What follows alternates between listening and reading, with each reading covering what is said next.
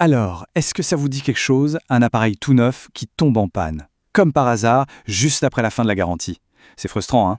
Eh bien aujourd'hui, on va voir qu'il existe des outils, de vrais outils, pour nous aider à reprendre la main en tant que consommateur, pour choisir enfin des produits qui sont faits pour durer. C'est une situation qu'on a quasiment tous vécue. L'imprimante qui lâche au pire moment, le smartphone qui se met à ramer d'un coup. On finit par se demander si avoir un produit qui tient la route, ce n'est pas devenu une sorte de lointain souvenir, un rêve un peu inaccessible. Mais voilà, cette impression que nos appareils ont une date de péremption cachée, ce n'est pas juste une impression.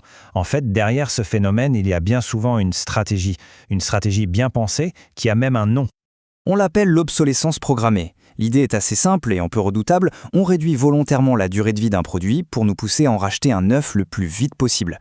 Heureusement, il faut savoir qu'en France, depuis 2015, cette pratique est carrément interdite par la loi. C'est un pas vraiment crucial vers des produits plus fiables. Du coup, ça change la donne pour nous. Si le prix ne peut plus être le seul guide, sur quoi est-ce qu'on peut se baser pour savoir si on fait un bon achat, pour évaluer la vraie qualité d'un produit? Aujourd'hui, la qualité, ce n'est plus juste la performance à l'instant T.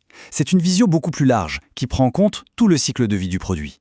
On parle bien sûr de sa consommation d'énergie, de sa robustesse, mais aussi, et c'est clé, de sa capacité à être réparé facilement. Et même, en toute fin de vie, à être recyclé.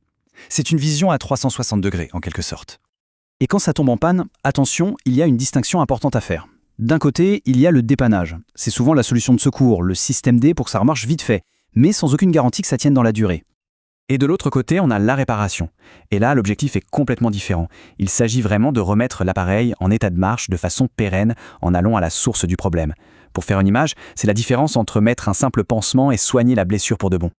C'est justement pour nous aider à y voir plus clair entre un produit pansement et un produit vraiment réparable que la France a lancé en 2021 un outil super innovant, l'indice de réparabilité.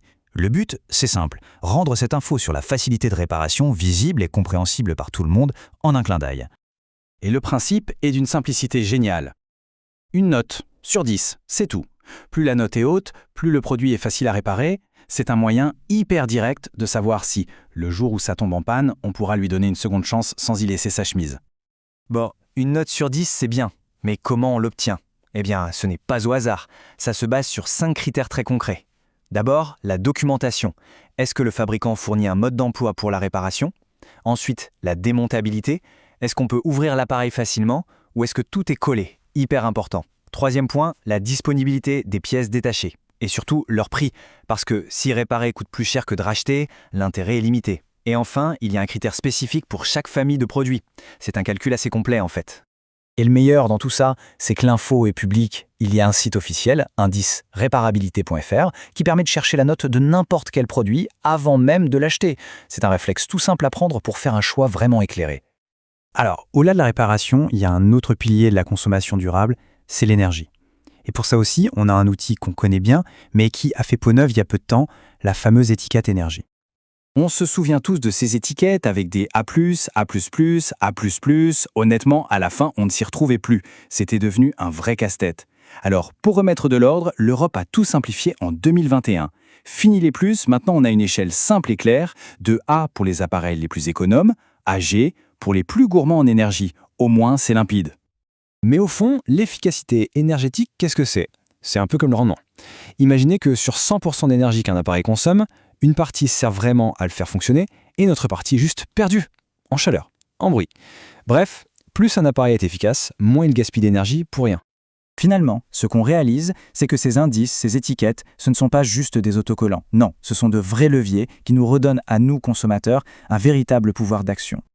En fait, avec l'indice de réparabilité d'un côté et la nouvelle étiquette énergie de l'autre, chaque achat peut devenir un acte réfléchi. Un choix qui peut avoir un double impact positif. D'abord sur le porte-monnaie, en choisissant des appareils qui durent et qui consomment peu, et bien sûr, un impact positif pour la planète.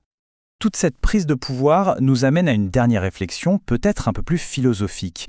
En choisissant un produit durable, un produit réparable, est-ce qu'on ne fait pas juste un bon achat? Est-ce qu'on ne choisit pas, de manière très concrète, de renoncer à cette culture du tout jetable? C'est une question qui mérite d'être posée.